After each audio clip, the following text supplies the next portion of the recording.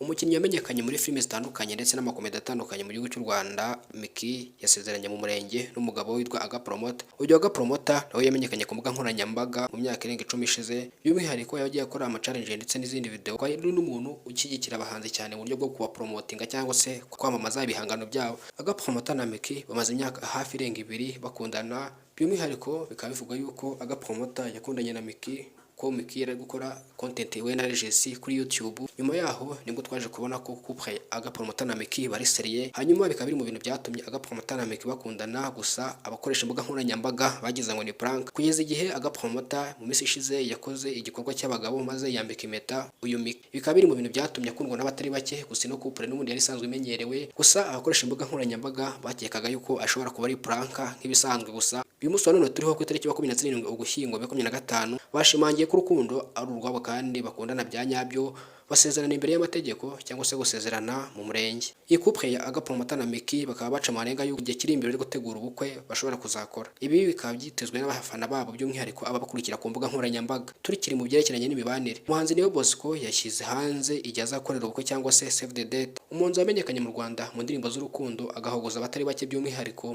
mu ndirimbo zerekeranye n'urukundo. Neo Bosco yatangaje save the date nyuma y'uko mu minsi yashize yagaragaye yambika impeta umukunzi wiwe. Uyu nguyu Neo Bosco yakunzwe n'abatari bake mu Rwanda muri iyi myaka 6 ishize, by'umwihariko mu ndirimbo yakoze zitandukanye zakunzwe n'abatari bake. Bakaba bashize save the date yabo hanze ikore gutegura ubukwe mu kwezi kwa 2 k'umwaka utaha wa 2026. Perezida wa Repubulika y'u Rwanda Paul Kagame yakoze press conference cyangwa se ikiganiro n'itangazamakuru, aho yaganiye n'abanyamakuru batandukanye mu Rwanda bakomeye, aba barimo Kenisi Scovia n'abandi banyamakuru batsizina mu Rwanda, by'umwihariko mu bijyanye na politiki cyangwa se mu gice cya politiki. Abanyamakuru bose bagiye baganira na Perezida wa Repubulika bamubaza ibibazo bitandukanye, nawe arabisubiza nta kuzuyaza. Iyi akaba ari zimwe mu nkuru zagenze zisikire kuri uyu munsi wa none ku itariki 27 Ugushyingo 2025. Uyu munsi wa none ku rukiko rwisumbuye kwa Kicukiro hahuriye abasore batawe muri yombi mu iburanishwa mu mizi ry'urukiko cyangwa se ry'urubanza, witwa Pazomani ndetse n'uwitwa Kejon bari kuburanishwa nyuma y'uko bikekwa ko bashobora ko barashyize amashusho y'urukozasoni yaba y'amano hanze. Kabiri mu bintu bitumye bagomeza gukurikiranwa n'ubu bugenzacyaha, bikaba byabaye mu masaha ya mu gitondo. Komeza ubane natwe kuri Taifa Rwanda udukurikirane umunsi ku munsi, umenye inkuru nshyashya ibigezweho buri kanya.